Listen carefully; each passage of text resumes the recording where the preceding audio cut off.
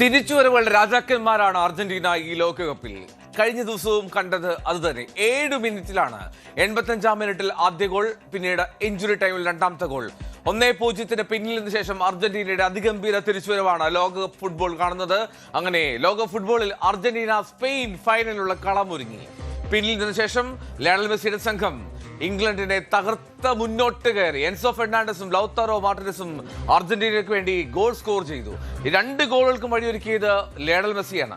55-ാം മിനിറ്റിൽ ഗോർഡന്റെ ഗോളിന് ശേഷം പ്രതിരോധത്തിലേക്ക് കൂടുതൽ വലിയാനുള്ള ഇംഗ്ലണ്ടിന്റെ അല്ലെങ്കിൽ തോമസ് ടുഹേലിന്റെ തീരുമാനം അത് വലിയ തിരിച്ചടിയായി ഇംഗ്ലീഷ് ആരാധകർക്ക് എന്ന് പറയാതെ വയ്യ. ആ പ്രതിരോധത്തിലേക്ക് ഊന്നിയ തീരുമാനത്തിന്റെ സമയത്താണ് അർജന്റീന അലകടൽ പോലെ ഇരച്ചെത്തിയത്. അത്രമാത്രം മനോഹരമായി ആക്രമണാത്മക ഫുട്ബോളിന്റെ ഒരു പുതിയ അധ്യായം തീർത്തു ഈ ലോകകപ്പിൽ ആദ്യമായി അർജന്റീന സംഘം.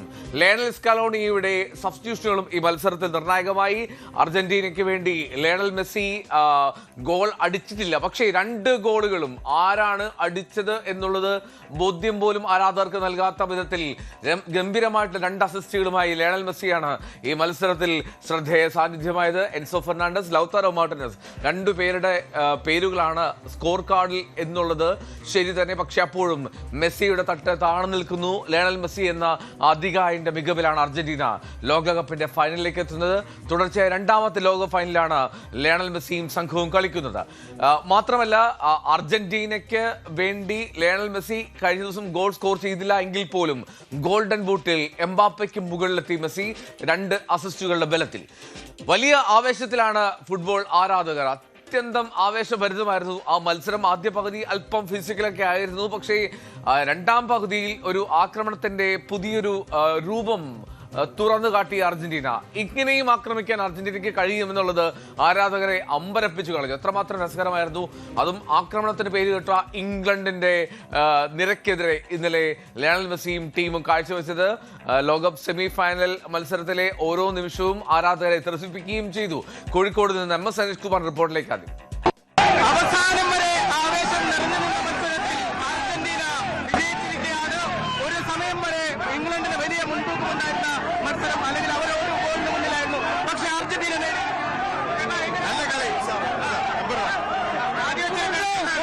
കൊണ്ടു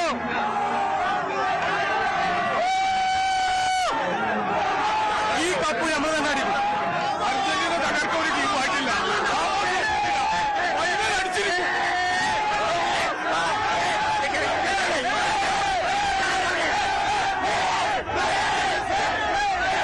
ആവേശം പരകോടിയിലേക്ക് നീങ്ങിയിരിക്കുകയാണ്. കാരണം അപ്രതീക്ഷിതമായ വഴിത്തിരിവുകളാണ് കളിയിൽ ഉണ്ടായത്.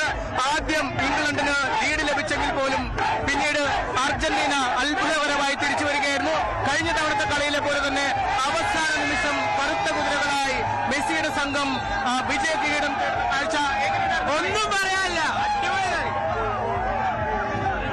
അപ്രതീക്ഷിതമായ അല്ലെങ്കിൽ അവസാന ഘട്ടത്തിൽ അർജന്റീന ശക്തമായി തിരിച്ചു വന്നാണ് ലോകകപ്പിന്റെ ഫൈനലിലേക്ക് എത്തിയിരിക്കുന്നത്. ഫൈനലിൽ സ്പെയിനെ നേരിടും.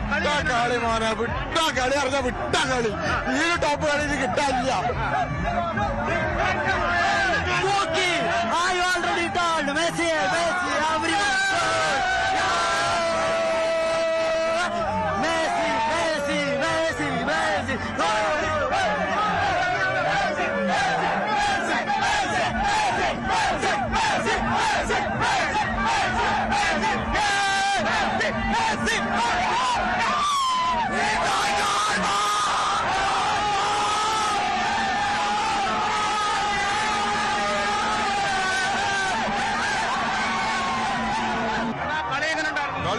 അടിപൊളി കളിയാണ്. ആദ്യം ഇത്തിരി ബുദ്ധിമുട്ടായിരുന്നു. ഇംഗ്ലണ്ട് ലീഡായിരുന്നു. ആദ്യം ടെൻഷനാണ്. അർജന്റീന പിന്നെ ജയിച്ചല്ലോ. ഇങ്ങനെ തട്ടി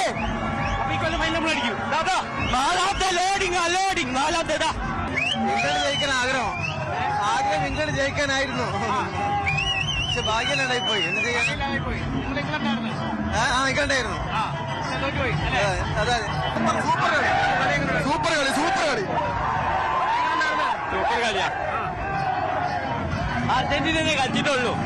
നല്ല കളി അർജന്റീന കളിച്ചിട്ടില്ല. ഇംഗ്ലണ്ട്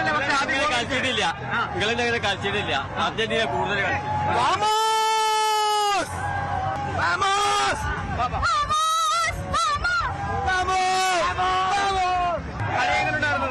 സൂപ്പർ കളിയായിരുന്നു. ഇംഗ്ലണ്ടായിരുന്നു ആദ്യം ലീഡ് ഉണ്ടായിരുന്നു കുറെ നേരത്തെ. അതെ, ആ സമയത്ത് ഞങ്ങള് ബ്രസീൽ ഫാൻസുകാർ കുറച്ച് ആഘോഷിച്ചിട്ടുണ്ടായിരുന്നു. പക്ഷെ അർജന്റീനയായി. സോ അല്ല, കമ്പാക്കാണ്. എല്ലാ കളിയിലും ഇപ്പൊ കമ്പാക്കാണ്. ഷുവറായിട്ടും കാരണം അവർക്കൊരു മെസ്സി ഉണ്ട്. ആ മെസ്സിക്ക് വേണ്ടി കളിക്കുന്ന ഒരു 10 പേരുണ്ട്. സോ ഷുവറായിട്ടും ഈ വേൾഡ് കപ്പിലെ ബെസ്റ്റ് പ്ലെയർ ഈസ് അർജന്റീന. ആ കളി ജയിക്കും. ഇന്നത്തെ കളി എങ്ങനെ ഉണ്ടായിരുന്നു?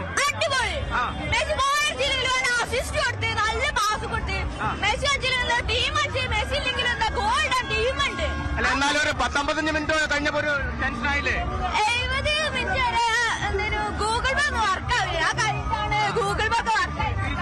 ഉറപ്പായിരുന്നോ?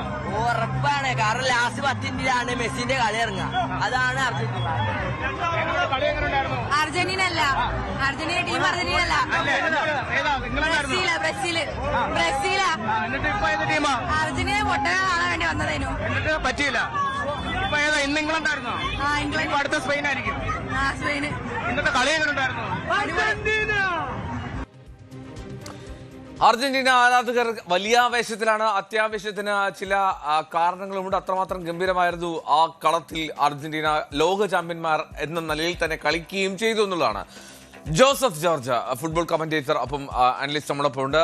ജോസഫ്, ഈ അർജന്റീന ടീം ഇങ്ങനെയാണ് എന്നറിയാം. അതായത് 70-ാം മിനിറ്റൊക്കെ കഴിച്ച ശേഷം മാത്രമേ സ്കോർ ചെയ്യാൻ തുടങ്ങുന്നുള്ളൂ. എന്ത് സ്വഭാവമാണെന്നറിയില്ല. എങ്കിൽ പോലും അസാധ്യമായിരുന്നില്ല ഇന്നലെ അർജന്റീനയുടെ പെർഫോമൻസ്? അർജന്റീന അർഹിച്ച വിജയം തന്നെയാണ് പൊരുതി നേടിയെടുത്തത്. ഇംഗ്ലണ്ട് ഗോൾ അടിച്ചതിന് ശേഷം കളിക്കളത്തിൽ ഒരു ടീം മാത്രമേ കളിക്കുന്നുണ്ടായിരുന്നുള്ളൂ. ജയിക്കാൻ വേണ്ടി കളിച്ച അർജന്റീന തന്നെ തോൽവി സമ്മതിക്കാത്ത അർജന്റീന അവര് 85-ാം മിനിറ്റിന് ശേഷം എങ്ങനെയാണോ ഈ ലോകകപ്പിലുടനീളം അവർ വേറൊരു ഫോം കാണിച്ചേക്കുന്ന അവസാന മിനിറ്റുകളിൽ ആ ഒരു പ്രകടനം തുടർന്നുകൊണ്ട് പോവുകയും അർഹിച്ച വിജയം നേടിയെടുക്കുകയുമായിരുന്നു. നല്ല അത്യുഗ്രൻ പ്രകടനം, ഒന്നും പറയാനില്ല. ഇംഗ്ലണ്ട് ക്ഷണിച്ചു വരുത്തിയ അപകടമാണെങ്കിൽ അർജന്റീന അർഹിച്ച വിജയം. ജോസഫ്, ഈ ഏറ്റവും പ്രധാനപ്പെട്ടതായി തോന്നിയത്, എനിക്ക് തോന്നുന്നു ഈ ആദ്യ 45 മിനിറ്റ് എന്ന് പറഞ്ഞാൽ കാര്യമായിട്ട് ഒന്നുമില്ല. അർജന്റീന 2 അവസരം ക്രിയേറ്റ് ചെയ്തു, ഇംഗ്ലണ്ട് ഒരെണ്ണം എന്നാണ് എൻ്റെ ഓർമ്മ. അപ്പോൾ അതിൽ പക്ഷേ പരുക്കൻ കളിയായിരുന്നു. ഇതുമൊരു ടാക്ടിക്സ് ആണോ എന്നുള്ള സംശയത്തിലാണ് ചോദിക്കുന്നത്. അതായത് തുടക്കമിടുന്നത് അർജന്റീന താരങ്ങളാണ്. അതായത് ഈ ഇംഗ്ലണ്ട് ടീമിനെ കുറച്ച് എക്സൈറ്റഡ് ആക്കുന്ന മട്ടിലേക്ക് കാര്യങ്ങളെ മാറ്റി അർജന്റീന തുടക്കത്തിൽ തന്നെ, അത് 2-3 മിനിറ്റിൽ തന്നെ പരുക്കൻ അടവുകളൊക്കെ തുടങ്ങി. തുടക്കം മുതലൊന്ന് മെരുക്കിയെടുക്കുകയായിരുന്നു എന്ന് വേണമെങ്കിൽ പറയാം. അപ്പോൾ ഈ കളി എങ്ങനെ ഒരു പരുക്കൻ കളിയാണെങ്കിൽ ഒരൊറ്റ ഗോളിൽ തീരുമെന്നുള്ള ഒരു പ്രതീക്ഷ ഇംഗ്ലണ്ടിന് കിട്ടി, തോമസ് തുഖേലിന് കിട്ടി. അപ്പൊ അതുകൊണ്ടാണ് ആ ഒരൊറ്റ ഗോളിൽ ലീഡ് കിട്ടിയപ്പോൾ പിന്നെ മൊത്തമായി ഡിഫെൻഡ് ചെയ്യാമെന്നുള്ളൊരു ചിന്ത ചിലപ്പോൾ ഒരുപക്ഷെ വന്നേക്കാം. എന്തായാലും ആദ്യ പകുതിയിൽ കളി വിരസമായിരുന്നു. പരിക്കൻ കളികളാണ് കൂടുതൽ കാണാനുണ്ടായിരുന്നത്. എന്നാൽ പോലും കാർഡുകൾ അത്രമാത്രം വന്നുമില്ല. അപ്പൊ റഫറി അത്യാവശ്യം ഭംഗിയായിട്ട് തന്നെ നിയന്ത്രിച്ചു. ഏറ്റവും ആദ്യത്തെ യെല്ലോ കാർഡ് പുറത്തെടുത്ത ഒരു റഫ് ടാക്കിളിനാണ് മെസ്സിക്കെതിരെയുള്ളത്. അതിനുശേഷമുള്ള യെല്ലോ കാർഡും എല്ലാം യെല്ലോ കാർഡ് അർഹിച്ച ടാക്കിളുകൾ തന്നെ ആയിരുന്നു, അല്ലെങ്കിൽ പിടിച്ചു നിർത്തിയ ഇടപെടലുകളായിരുന്നു. അപ്പോൾ അങ്ങനെ ഒരു പ്രതീതി സ്കലോണി ഉണ്ടാക്കുകയായിരുന്നു. ഈ മത്സരത്തിൽ വേണമെങ്കിൽ ഒരു ഗോളിന് ജയിക്കാം. പക്ഷെ ഇംഗ്ലണ്ടിന് ഇത് ആദ്യമായിട്ടല്ല ലീഡ് എടുത്തിട്ടും അവർ പരാജയപ്പെടുന്നത്. 2018 ക്രൊയേഷ്യക്കെതിരെയും ആദ്യ പകുതിയിൽ തുടക്കത്തിൽ തന്നെ അവർ ലീഡ് നേടിയിരുന്നു ഒരു ഫ്രീ കിക്കിൽ. പക്ഷെ അന്നും അവർ തോറ്റുപോയി. അപ്പോൾ ലീഡ് എടുത്തിട്ടും സെമിയിൽ പുറത്താകുന്നത് ഇംഗ്ലണ്ട് ഇത് തുടർച്ചയായി 2ാം തവണ, 3ാം തവണയാണ് സെമിയിൽ ഇങ്ങനെ പുറത്താകുന്നത്. അതുകൊണ്ട് ഇംഗ്ലണ്ടിന് ഇത് അനുഭവത്തിൽ നിന്ന് പഠിച്ചില്ല എന്ന് പറയുമ്പോൾ, മറുവശത്ത് അർജന്റീനയുടെ ട്രാപ്പിൽ കൃത്യമായി പെട്ടു. അവസാന മിനിറ്റുകളിൽ അവർ ആഞ്ഞടിക്കുമെന്ന് അറിയാമായിരുന്നു. എന്നിട്ടും കൂടുതൽ അപകടം ക്ഷണിച്ചു വരുത്തുകയായിരുന്നു. ഒരു ഔട്ട്ലെറ്റ് ഇല്ലായിരുന്നു ഇംഗ്ലണ്ടിന് അവസാന മിനിറ്റുകളിൽ ആക്രമിക്കാൻ. മത്സരത്തെ പറ്റി നോക്കുകയാണെങ്കിൽ ഇതുവരെ അർജന്റീന കാണിക്കാത്ത ഒരു മൂർച്ച, ഒരു സ്ട്രൈക്കിംഗ് എലമെന്റ് ഇന്നലെ ഉണ്ടായിരുന്നു. ഇംഗ്ലണ്ടിനെതിരെയാണെന്ന് ഓർക്കണം. ഇംഗ്ലണ്ട് ആക്രമണാത്മക ഫുട്ബോൾ കൊണ്ട് ഈ ലോകകപ്പിൽ ഗംഭീര പ്രയാണം നടത്തുമ്പോൾ അതേ ആയുധം ഉപയോഗിച്ച് അർജന്റീന അതിഗംഭീരമായി ഇംഗ്ലണ്ടിനെ പ്രതിരോധത്തിലേക്ക് മാറ്റി 2ാം പകുതിയിൽ. ഈ മെസ്സിയുടെ പൊസിഷനിങ് ഉൾപ്പെടെ സ്കലോണിയുടെ തന്ത്രങ്ങൾ ആസൂത്രിതമായിരുന്നു. അത് ഗംഭീരമായി കളത്തിൽ അവർ അടരാടി എന്ന് തന്നെ പറയണ്ടേ? തീർച്ചയായിട്ടും. ഗോൾ അടിച്ചതിന് ശേഷം 88 മിനിറ്റ് കളി മുഴുവൻ നിയന്ത്രിച്ചത് 88% പൊസഷനുമായി കളി നിയന്ത്രിച്ചത് ഇംഗ്ലണ്ട് ആയിരുന്നു, അർജന്റീന ആയിരുന്നു. അപ്പോൾ അതുകൊണ്ട് തന്നെ ആ ഒരു മേധാവിത്വം, അവർ പ്രതീക്ഷിച്ച ആ ഒരു മേധാവിത്വം തന്നെ അത് അവര് ലിയോണൽ മെസ്സി അവസരങ്ങൾ ഒന്നിനു പുറകെ ഒന്നായി സൃഷ്ടിക്കുന്നു. ആ സൃഷ്ടിക്കുന്ന അവസരങ്ങളിൽ നിന്നും അവർക്ക് അർഹിച്ച ആ ഒരു ഗോൾ കിട്ടി, അർഹിച്ച കംബാക്ക്, ഒരു ഗോൾ അത് 2 ഗോളാക്കി മാറ്റി. അതായത് അവസരങ്ങൾ ഒന്നിനു പുറകെ ഒന്നായി സൃഷ്ടിക്കുകയാണ്. ഇംഗ്ലണ്ടിന് നേരത്തെ പറഞ്ഞ ഒരു ഔട്ട്ലെറ്റ് ഇല്ല, കളിച്ച് നേടിയതാണ് അർജന്റീന ഈ വിജയം, ഒരു സംശയവും അക്കാര്യത്തിലില്ല. എനിക്ക് തോന്നുന്നു മെസ്സി ഫാക്ടർ നിലനിൽക്കുന്നു എന്നുള്ളത് ശരി തന്നെ. പക്ഷേ ഇന്നലത്തെ മത്സരത്തിൽ, ഒരു പക്ഷേ കഴിഞ്ഞ മത്സരങ്ങളിലെ എക്സ്പീരിയൻസ് കൊണ്ടാണെന്ന് അറിയില്ല, ഈ കണ്ടിരുന്ന ആരാധകർക്ക് പോലും ടെൻഷൻ ഉണ്ടായിരുന്നില്ല. ഇത് അർജന്റീന ജയിക്കുമെന്നുള്ളൊരു ഫീലായിരുന്നു തോന്നുന്നു. 1-0 പിന്നിലായ ശേഷവും എന്തുകൊണ്ടാണ് അർജന്റീനയ്ക്ക് ആ ഒരു കോൺഫിഡൻസ് നൽകാൻ കഴിയുന്നത്? എങ്ങനെയാണ് അർജന്റീന ഇത്തരത്തിൽ ഈ ആരാധകരെങ്കിലും പാകപ്പെടുത്തിയെടുത്തത്? യെസ്, അതെനിക്ക് തോന്നുന്നു മെസ്സി കളിക്കുമ്പോൾ എപ്പോഴും നമ്മൾ ഒരു മാജിക്ക് പ്രതീക്ഷിക്കും. പക്ഷെ ഇന്ന് ആ മാജിക്ക് വരുന്നത് വ്യക്തമായി കാണാമായിരുന്നു. 9 ട്രിബിളുകളാണെന്ന് ഇന്നത്തെ മത്സരത്തിൽ ലിയോണൽ മെസ്സി പൂർത്തിയാക്കിയത്, 2 അസിസ്റ്റുകൾ. അപ്പോൾ അദ്ദേഹം തന്നെയാണ് ഇന്നത്തെ മാൻ ഓഫ് ദി മാച്ച് എന്ന് നിസ്സംശയം പറയാം. ഈ ലോകകപ്പിൽ ഒരുമാതിരിപ്പെട്ട എല്ലാ അറ്റാക്കിംഗ് മെട്രിക്സിലും അർജന്റീനയുടെ നമ്പർ 1 മെസ്സി തന്നെ. അപ്പോൾ ഈ നിലവിൽ ഗോൾഡൻ ബൂട്ട് റേസിലും തിരിച്ച് 1ാം സ്ഥാനം തിരിച്ചു പിടിച്ചു 2 അസിസ്റ്റുമായി. അങ്ങനെ ഇന്നൊരു മെസ്സി മാജിക്ക് തന്നെയായിരുന്നു, യാതൊരു സംശയവുമില്ല. അത് 2ാമത്തെ ഗോളിന്റെ അസിസ്റ്റ് എടുത്തു പറയണം. അദ്ദേഹത്തിന്റെ വീക്കർ ഫൂട്ടായ റൈറ്റ് ഫൂട്ടിൽ നിന്നാണ് ആ ഇഞ്ച് പെർഫെക്റ്റ് ക്രോസ്. ഇംഗ്ലണ്ട് നല്ല ഉയരക്കാരായ ഡിഫൻഡർമാരെ കൊണ്ടുവന്ന് പ്രതിരോധിക്കാൻ നിൽക്കുമ്പോഴാണ് അങ്ങനെ ഒരു ക്രോസ് വരുന്നതും ലൗട്ടാരോ മാർട്ടിനസ് തുടർച്ചയായ 2ാം മത്സരത്തിലും ഇഞ്ചുറി ടൈമിൽ അവസാന വാക്ക് പറയുന്നത്. ഉറപ്പായിട്ടും ഈ ഇംഗ്ലണ്ടിനെ സംബന്ധിച്ച് തോമസ് ടുഹേൽ അദ്ദേഹം ഒരു വളരെ തന്ത്രജ്ഞനായിട്ട് പരിശീലകനാണ്, വളരെ കണ്ണിങ് ആയിട്ട് ടാക്ടിക്കലായിട്ട് കാര്യങ്ങൾ ചെയ്യുന്ന ആളാണ്. പക്ഷേ എന്താണ് ശരിക്കും ഇംഗ്ലണ്ടിന്റെ പെർസ്പെക്റ്റീവിൽ നോക്കിക്കഴിഞ്ഞാൽ എവിടെയാണ് അവർക്ക് വീഴ്ച സംഭവിച്ചത്? ഇംഗ്ലണ്ട് എവിടെയാണ് പിഴച്ചു പോയത്? ഇംഗ്ലണ്ടിനെ സംബന്ധിച്ചിടത്തോളം അവരുടെ ഓവർ ഡിഫെൻഡ് ചെയ്യാനുള്ള ആ ഒരു തീരുമാനമാണ് പിഴച്ചതെന്ന് പറയാം. അവർ അത്യാവശ്യം ഭംഗിയായി അവരുടെ ഒരു സ്ലോ ബിൽഡപ്പ് ആണല്ലോ പൊതുവെ നമ്മൾ കാണാറുള്ളത്. ഈ ടൂർണമെന്റിൽ അവരുടെ വിജയിച്ച തന്ത്രം അതേപടി തന്നെ അവർ ഈ മത്സരത്തിലും തുടർന്നുകൊണ്ട് പോവുകയായിരുന്നു. പക്ഷെ ഗോൾ അടിച്ചതിന് ശേഷം അവർ തന്ത്രങ്ങൾ അതേപടി മാറ്റി. ക്ഷണിച്ചു വരുത്തിയ അപകടം എന്ന് പറയുന്നത് അതുകൊണ്ട് തന്നെയാണ്.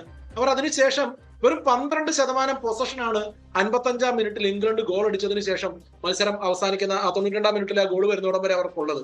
അതായത് കളിച്ചിട്ടേ ഇല്ല. നമ്മൾ സാധാരണ ഒരു ചെറിയ ടീമും വലിയ ടീമും തമ്മിലുള്ള ഒരു മത്സരത്തിൽ പോലും ഇതിനേക്കാൾ കൂടുതൽ പൊസഷൻ ആ ചെറിയ ടീം വെക്കാറുണ്ട്. അപ്പൊ ഇംഗ്ലണ്ട് ഇത് അവർക്ക് ഡിഫെൻഡ് ചെയ്യാൻ പറ്റും എന്നുള്ള ഒരു പ്രതീക്ഷയിൽ, അമിത പ്രതീക്ഷയിൽ, ഓവർ കോൺഫിഡൻസിൽ അവർ ഡിഫെൻഡ് ചെയ്യാൻ കടിച്ചു തൂങ്ങി നിൽക്കാൻ ശ്രമിച്ചു. പക്ഷേ പിടിവിട്ട് നിലയില്ലാ കയത്തിലേക്ക് പോയി. റൈറ്റ്. ഇനി Harry Kane, Jude Bellingham, Lionel മെസ്സിയെ പിടിച്ചുകെട്ടാൻ ഇംഗ്ലണ്ടിന് കഴിഞ്ഞില്ല. പക്ഷേ ഹാരി കെയ്ൻ, ജൂഡ് ബെല്ലിംഗ്ഹാം രണ്ടുപേരും നിശബ്ദരായിരുന്നു. അത് ഏത് തരത്തിലാണ് അർജന്റീനയുടെ ഡിഫൻസ് ഈ ടൂർണമെന്റിലെ ഏറ്റവും ഗംഭീര പ്രകടനം കാഴ്ചവെച്ചിരുന്നല്ലേ? തീർച്ചയായിട്ടും തുടക്കത്തിൽ തന്നെ ജൂഡ് ബെല്ലിംഗ്ഹാമിനെ മെരുക്കിയെടുത്തു എന്ന് പറയാം. നമ്മൾ ആദ്യം പറഞ്ഞ ആ ഫൗളുകൾ ജൂഡ് ബെല്ലിംഗ്ഹാമിനെ ശരിക്കും ബാധിച്ചിട്ടുണ്ടായിരുന്നു. പലപ്പോഴും അദ്ദേഹം പോയി ആർഗ്യൂ ചെയ്യുന്നതും ബാക്കിയുള്ള ഫൗളുകളിലൊക്കെ പോയി റഫറിയോടും കളിക്കാരോടും തർക്കിക്കുന്നതും ഒക്കെ കാണായിരുന്നു. അപ്പോൾ ആ ഒരു ഹെഡ് സ്പേസിൽ അർജന്റീന ഡിഫൻഡർമാർ, പ്രത്യേകിച്ചും ഡിഫൻഡർമാർ മാത്രമല്ല ലിയാൻഡ്രോ പരഡേസും ഇതിലൊരു മുഖ്യ പങ്ക് വഹിച്ചിരുന്നു. ഇവരൊക്കെ അങ്ങനെ ഒരു കളിയിലൂടെ, ഒരു പരുക്കൻ അടവുകളിലൂടെ അങ്ങനെ കയറി പറ്റുകയും ചെയ്തു. അങ്ങനെ ഒരു ഇമ്പാക്ട് തീർച്ചയായിട്ടും ഈ 2 പേർക്കും, 2 പ്രധാനപ്പെട്ട കളിക്കാർക്കും. ഹാരി കെയ്ൻ ഡിഫെൻഡ് ചെയ്യുന്ന ഓർമ്മയാണ് എനിക്കുള്ളത്. ബോക്സിൽ വന്ന് പന്ത് ക്ലിയർ ചെയ്ത് പോകുന്നത്. എനിക്ക് ഒരു ഷോട്ടാണ് ഹാരി കെയ്ൻ ഈ മത്സരത്തിൽ എടുത്തത്. ജൂഡ് ബെല്ലിംഗ്ഹാമിന്റെ ഷോട്ട് പോലും ഓർമ്മയില്ല എന്നുള്ളതാണ് സത്യം. അപ്പോൾ ഹാരി കെയ്ന്റെ ഷോട്ട് നേരെ ബ്ലോക്ക് ആയിരുന്നു. അപ്പം ശരിക്കും പറഞ്ഞാൽ 2 പേരെയും ഒതുക്കി കളഞ്ഞു. ബോക്സിനുള്ളിൽ അവരുടെ ഒരു കോമ്പിനേഷൻ പ്ലേ ഒന്നും, അറ്റാക്കിംഗ് ട്രാൻസിഷനിലൊന്നും നമുക്ക് ഒരിക്കലും കാണാൻ പറ്റിയില്ല. 2 പേരെയും നിശബ്ദരാക്കി കളഞ്ഞു അർജന്റീന ഡിഫൻസ്. അതില് ഇന്ന് ശരിക്കും പറഞ്ഞാൽ സ്കലോണിയുടെ തന്ത്രങ്ങൾ നമ്മൾ പൊതുവെ പ്രവചിക്കാൻ പറ്റില്ല എന്ന് പറഞ്ഞതുപോലെ ഇന്ന് ആദ്യത്തെ ചേഞ്ച് തന്നെ മാറ്റി. ഡിഫൻസീവ് ചേഞ്ച് തന്നെ അത്ഭുതപ്പെടുത്തി. ലിസാൻഡ്രോ മാർട്ടിനസിനെ പിൻവലിച്ചിട്ടാണ് ഓട്ടോമിന്ത്യയെ കൊണ്ടുവന്നത്.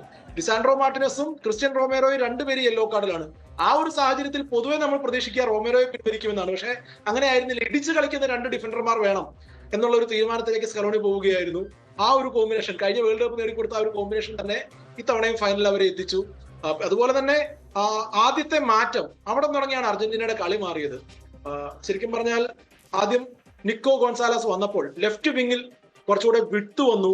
അർജന്റീനയ്ക്ക് മനസ്സിലായി ഇവർ സിറ്റ് ബാക്ക് ചെയ്യാൻ പോവാണ്. പരേഡസിനെ പിൻവലിച്ചിട്ടാണ്, ഒരു ഡിഫൻസീവ് മിഡ്ഫീൽഡറെ പിൻവലിച്ചുകൊണ്ടൊരു വിങ്ങറിനെ കൊണ്ടുവരുന്നു. ഓട്ടോമാറ്റിക്കലി വിട്ട് കൂടി. ആ ഒരു ഡിഫൻസീവ് മിഡ്ഫീൽഡറുടെ പൊസിഷനിലേക്ക് ഇറങ്ങിയ എൻസോ ഫെർണാണ്ടസിന് അതുകൊണ്ട് തന്നെ ഫ്രീ ആയിട്ട് ലോങ് റേഞ്ച് ഷോട്ട് എടുക്കാൻ പറ്റുന്നു. ഈ മത്സരത്തിൽ 4 ലോങ് റേഞ്ച് ഷോട്ടാണ് എൻസോ എടുത്തത്. പക്ഷെ ചുരുക്കി പറഞ്ഞു കഴിഞ്ഞാൽ ഇംഗ്ലണ്ടിന്റെ തന്ത്രങ്ങൾ പാളി, സ്കലോണിയുടെ തന്ത്രങ്ങൾ വിജയിച്ചു. എക്സാക്ട്ലി, അതാണ്. ലിയാൻഡ്രോ പാരഡൈസിനെ പിൻവലിച്ചവിടെ നിക്കോള ഗോൺസാലസിനെ കൊണ്ടുവരികയാണ്. പിന്നാലെ ലിസാൻഡ്രോ മാർട്ടിനസിനെ പിൻവലിച്ച് ഒട്ടമന്റിയെ കൊണ്ടുവരുന്നു. ജോസഫ് സൂചിപ്പിച്ച പോലെ സ്കലനേറ്റ അത് ഒരു വല്ലാത്ത രീതിയിലാണ് അയാളുടെ നീക്കങ്ങളെല്ലാം അത് തന്നെയാണ് ഈ മത്സരത്തിൽ പ്രകടമായത്. Thank you Joseph for joining. മനോഹരമായിട്ടുള്ള ഒരു ഫുട്ബോൾ രാത്രിയാണ് ആരാധകർക്ക് നൽകിയത് അർജന്റീന എന്നുള്ളതിൽ സംശയമില്ല. ഇനി ഫൈനലാണ് സ്പെയിൻ അർജന്റീന ഫൈനൽ പോരാട്ടം. ഞായറാഴ്ച രാത്രി കിക്ക് ഓഫ് ആകുമ്പോൾ ഈ ലയണൽ മെസ്സിയും സംഘവും എന്തൊക്കെ കരുതി വെച്ചിരിക്കുന്നു എന്നുള്ളത് കാത്തിരിക്കാം. മറുവശത്ത് ലമിൻ യമാലും ഒപ്പം സ്പാനിഷ് ടീമും ഫ്രാൻസിനെ വീഴ്ത്തിയെത്തിയ സ്പാനിഷ് ടീം എന്ന് എടുത്തു പറയണം. ഫുട്ബോൾ വീണ്ടും 9:40. നമസ്കാരം.